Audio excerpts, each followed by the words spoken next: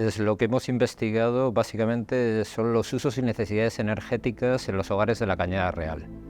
Pero en el desarrollo de la investigación, como se produjo el corte de suministro en los sectores 5 y 6, pues sobre todo también nos centramos en el impacto de este corte de suministro en los hogares de estos sectores, ¿no?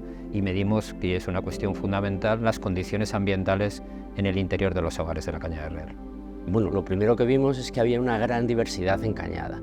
Hay población muy diferente, con rentas diferentes, en general dentro de un entorno de pobreza, casi el 90 y tantos % de la población está por debajo del umbral de la pobreza, pero podemos encontrar situaciones diferentes, podemos encontrar casas diferentes, casi todas las casas son infraviviendas autoconstruidas, pero algunas de ellas están construidas por personas, los mismos propietarios, pero que sabían algo de construcción, con lo cual hay una diferencia en ese sentido, hay casas que están mejor y otras que están peor.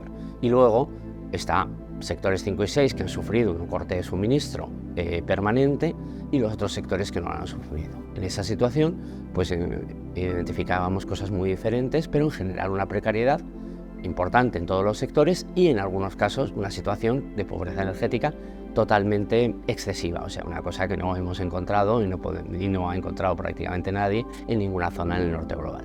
Yo creo que la principal conclusión es el impacto que puede tener la falta de suministro eléctrico en las condiciones ambientales de un hogar, que eso lo hemos podido medir a través de nuestros sensores, ¿no?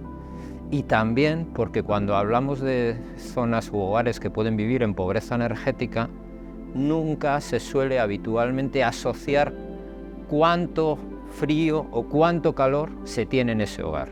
Y la utilización de los sensores para monitorizar las condiciones nos ha permitido evaluar precisamente cuáles son esas condiciones de pobreza energética o de dificultades, ¿no?, para el propio desarrollo de la vida en el interior de los hogares.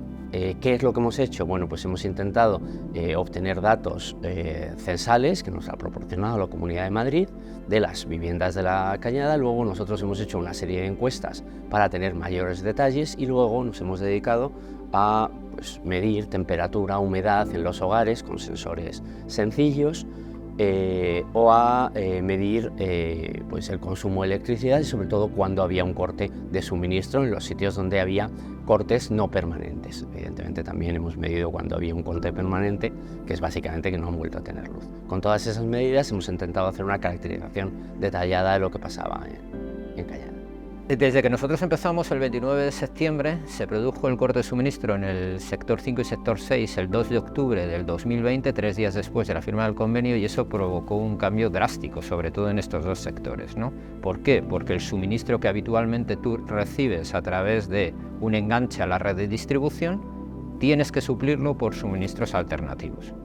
Y además ese corte de suministro suponía también una amenaza probable y futura a otros sectores de la Cañada Real.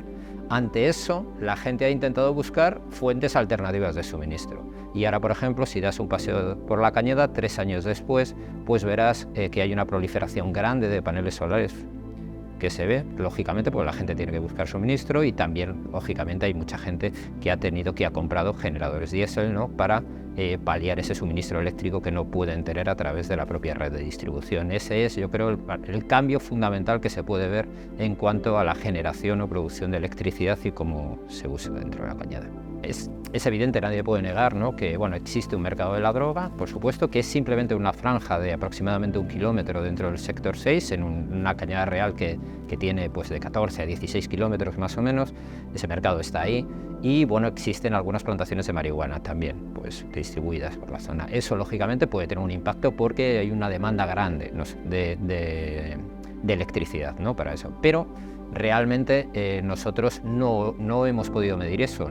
Simplemente lo que hemos visto es que se ha producido una falta de suministro, una interrupción del suministro eléctrico como consecuencia de que se ha elevado el consumo, y luego se ha producido también una limitación del consumo a determinadas zonas. Y hemos podido medir lo que sí hemos podido medir, y es importante, es el impacto ante una intervención, por ejemplo, en una plantación de marihuana y la consiguiente interrupción del suministro en una determinada zona, cómo ha impactado tremendamente esa interrupción en determinados hogares que nosotros estábamos monitorizando. Quiero reconocer sobre todo a la propia población de la Cañada Real, ¿no?, que nos ha facilitado el poder desarrollar nuestra investigación. El primer agradecimiento para ellos y por supuesto también para las entidades que nos han facilitado esos contactos, ¿no? Entidades sociales que llevan trabajando así y propias entidades de los ciudadanos, es decir, de la propia autoorganización, ¿no? Asociaciones de vecinos, entidades ciudadanas que también lógicamente han colaborado con nosotros y nos han facilitado precisamente la conexión con esos vecinos. Ese agradecimiento fundamentalmente, ¿no?